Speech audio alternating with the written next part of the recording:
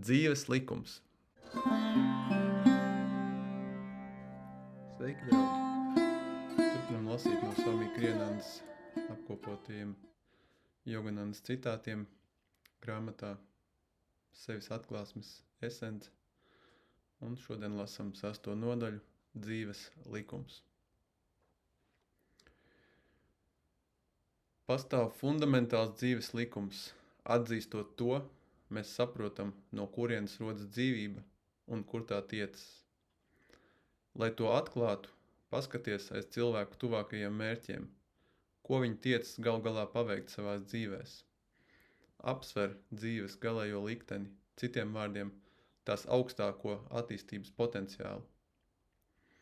Dzīve, kāda tā redzama caur pasaulīgo cilvēku acīm, liekas bezgalīgi sarežģīta. Cilvēci dzen neskaitāmas vēlmes, un tā meklē to piepildījumu nebeidzamos veidos. Ir noteiktas fundamentālas ziņas, kas ir universāls gan cilvēcei, gan radībām it visur. Čārls Darvins identificēja pirmo no šīm ziņām. Dzīvība, viņš pasludināja, ir nebeidzama cīņa par izdzīvošanu. Viņa apgalvojums tomēr bija nepilnīgs. Izdzīvošana ir viens no dzīves fundamentālajiem instinktiem, noteikti, bet izdzīvošana priekš kā? Izdzīvošana komas stāvoklī? Noteikti nē. Apziņa arī ir universāli izjusta nepieciešamība. Dzīves būtnes ne tikai grib eksistēt, tās grib arī apzināties savu eksistenci. Vēl jāpievieno trešais dzinulis, bez kura pat nebeidzama apzināta eksistence būtu nepietiekama. Ja radība pieredz pārāk daudz ciešanas pārāk ilgi, vai tā nedos priekšroku nāvei pāri turpmākai apzinātībai vai eksistencei? Dzīves būtnes grib apzināties savu eksistenci, bet tās arī grib apzināti izbaudīt savu eksistenci. Dzīves fundamentālais instinkts tad var tikt apkopots kā vēlme pēc patstāvīgas, apzinātas eksistences nepārtraukta baudījuma stāvoklī. Pastāvīgu eksistenci mēs varam aizvietot ar vārdu nemirstība. Tādējādi visas būtnes atklāj savu dievišķo dabu, jo tas arī ir Dievs, vienmēr esoša, vienmēr apzināta, vienmēr jauna svētlaime, vai Satčitananda, kā Swami Šankaracārja viņu nodefinēja daudzus gadsimtus atpakaļ. Dievs var tikt definēts neskaitāmos veidos, kā bezgalīga gaisma, enerģija, gudrība un tā tālāk. Visjēgpilnākā definīcija no visām tomēr izteikta ar dzīves fundamentālajām ziņām ir Satčitananda. Dzīves likums atsaucas uz Satčitananda pamata impulsu, kas atrodas zem visām citām vēlmēm. Katru dzīvu būtni vada šis impulss. Dziļi iesakņotā mūžīgās svētlaimes kāre vispirms izpauž sevi konstantās visu radību pūlēs izvairīties no sāpēm, un otrkārt nebeidzamā cīņā atrast laimi vai prieku. Sarežģījumi rodas, jo dvēseles prieks ir aizmirsts un cilvēki to aizvieto ar gaistošām sajūtu baudām. Tomēr viss nāk no svētlaimes jeb Dieva. Galu galā visam ir jāattīstas atpakaļ uz šo svētlaimes stāvokli. Viesis. Vai tas nešķiet mazliet triviāli definēt Dievu kā prieku un pielīdzināt cilvēka Dieva meklējumus laimes meklēšanai? Pienākumi noteikti ir daudz svarīgāki nekā personīgā piepildījuma vēlme. Un Dievs ir tik vērienīgs koncepts, ka es nevaru patiesi iztēloties viņu kā kaut kāda veida prieka sajūsmu. Es reiz kaut kur lasīju par brīnišķīgo ceremoniju, par dzīvi, kas nodzīvota Dieva klātbūtnē. Es atzīstu, ka šis ir daudz apmierinošāks koncepts. Paramhans Jogananda atbildēja: vai tu gribētu dzīvot šajā brīnišķīgajā ceremonijā visu mūžību? Es nevaru īsti iztēloties mūžību, atzina viesis, bet nē, es pieņemu, ka es sagaidītu kaut ko vairāk. Jogananda, tu redzi, mums jāmeklē Dievs ar ilgām un pielūgsmi, un kā mēs varam ilgoties pēc kaut kā, kas nav dziļi nozīmīgs mums? Cilvēki, viņš piebilda, tur Dievu attālumā, kad viņi attiecas pret viņu ar pārāk lielu bijību. Viņi iet uz baznīcu kā uz svinīgu pienākumu un staigā ar bēdīgām sejām, it kā apmeklētu bēres. Patiesība ir, atrast Dievu ir bēres visām bēdām.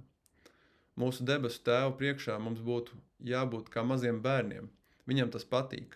Viņam ir pietiekami iespaidīga atbildība visuma uzturēšanā. Viņam pieder viss, viņš zina visu, viņš ir visvarens. Vienīgais, kas viņam trūkst, ir mūsu mīlestība. Tas ir tas, ko Dievs grib no mums, mūsu mīlestību, mūsu uzticību viņam, mūsu prieku viņa bezgalīgajā priekā. Viņam nevajag no mums rūpīgi izveidotas teoloģiskas definīcijas, un viņam nevajag lūkšanas, kas ir izkaltas līdz perfekcijai, kad tik tās neapvainotu viņa imperiālās ausis. Viņš grib, lai viņu mīlam pašā vienkāršībā, tā kā mazi bērni.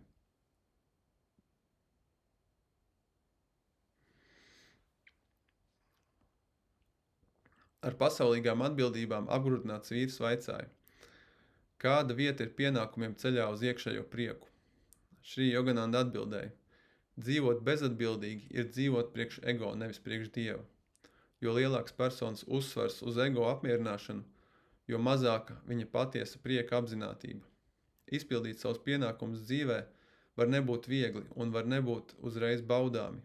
Iegūt dievišķu prieku ir ilgtermiņa plāns.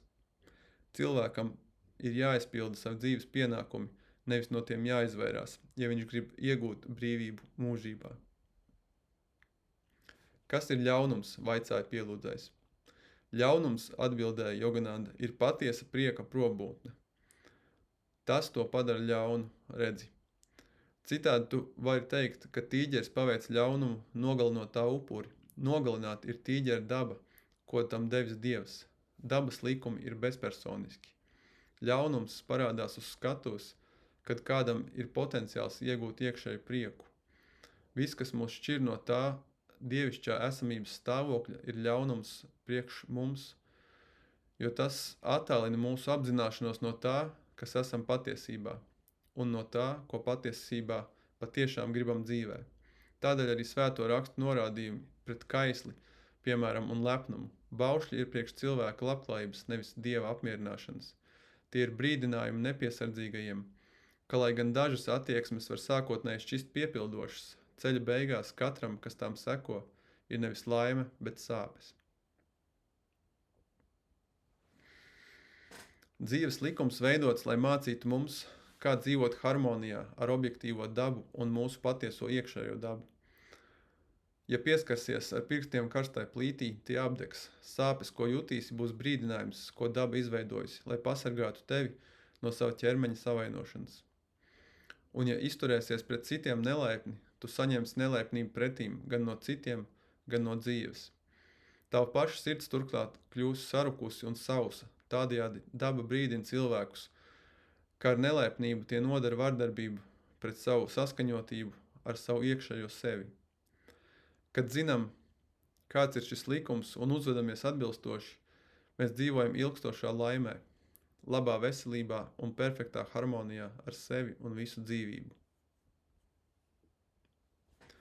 Ja esam Dieva bērni un viņš mūs mīl, kāpēc viņš ļauj mums ciest? Uz šo bieži uzdoto jautājumu meistars reiz atbildēja. Ciešanas ir atgādinājums, ka šī pasaule nav mūsu mājas. Ja tā būtu perfekta priekš mums, cik cilvēku meklētu labāku? Pat lietām esot tik nepilnīgām, skati, cik maz cilvēku meklē Dievu. No 1000, teica Krišna, varbūt 1. Dzīves likums ir tāds, jo mazāk kāds dzīvo harmonijā ar iekšējo patiesību, jo vairāk viņš cieš. Bet jo vairāk viņš dzīvo harmonijā ar šo patiesību, jo vairāk viņš pieredz nebeidzamu laimi. Nekas tad nevar viņu skart. Pat ja viņa ķermenis izzūd ar slimību un cilvēku viņu apsmej un vajā, caur visām dzīves kaprīzēm, viņš paliek vienmēr svētlaimīgi centrēts iekšējā sevī. Reiz Indijā satiku svēto, kam bija ļoti materialistiska sieva. Parasti pielūdzējumi šāda sieva radītu nopietnu izaicinājumu, bet šis svētais teica man ar humoru. Es esmu viņu apmaļķojis, viņa nezina, kur es esmu. Tas, ko viņš domāja, bija, ka viņas pārmetumi nevarēja skart viņa iekšējo mieru, ko viņš jūta Dievā.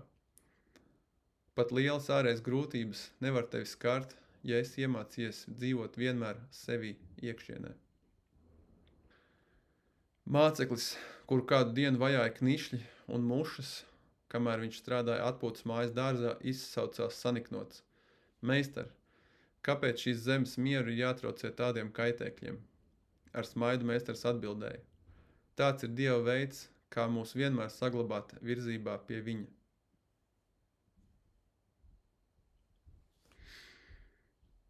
Kādas no Self-Realization Fellowship baznīcas draudzes biedrs atnāca pie Paramhansa Joganandas pārņemts ar šaubām. Meistar, viņa teica. Daži cilvēki apgalvo, ka ar tik daudz ciešanām pasaulē ir nepareizi jebkuram būt laimīgam. Vai personīgs baudījums nenozīmē iejūtības trūkumu pret citu ciešanām? Jēzus viņa papildināja. Bieži ir atainots kā bēdu cilvēks. Es nekad neesmu dzirdējis, ka viņu aprakstītu kā prieka cilvēku. Paramhansa Jogananda atbildēja. Jēzus, ko es pazīstu, ir piepildīts ar svētlaimi, nevis bēdām. Viņš skumst par cilvēces bēdām, jā, bet viņa skumjas nepadara viņu bēdu pārņemtu. Ja viņš patiesi pieņemtu citu bēdas, ko viņš varētu tiem dot, izņemot viņu nelaimes palielināšanu? Dieva svētlaime padara tos, kam tā ir, līdzjūtīgus par miljoniem, kuri ir palaiduši garām eksistences jēgu, bet līdzjūtība tikai papildina viņu iekšējo svētlaimi. Tā to nesamazina, jo svētlaime ir dziedināšana, ko visi cilvēki meklē apzināti vai neapzināti. Tā nav blakus lieta nesaistīta ar ciešanām. Jo vairāk kāds jūtas svētlaimīgs iekšienē, jo vairāk viņš tiecas dalīties ar savu svētlaimi ar citiem. Dievišķs prieks nāk ar sevis paplašināšanu. Ciešanas no otras puses ir patmīlības, kontraktīva ego auglis. Prieks atmodina līdzjūtību sirdī. Tas liek ilgoties, iepildīt dievišķu svētlaimi tajos, kas bēdās raud. Nodaļas beigas. Paldies! Līdz nākamajai reizei.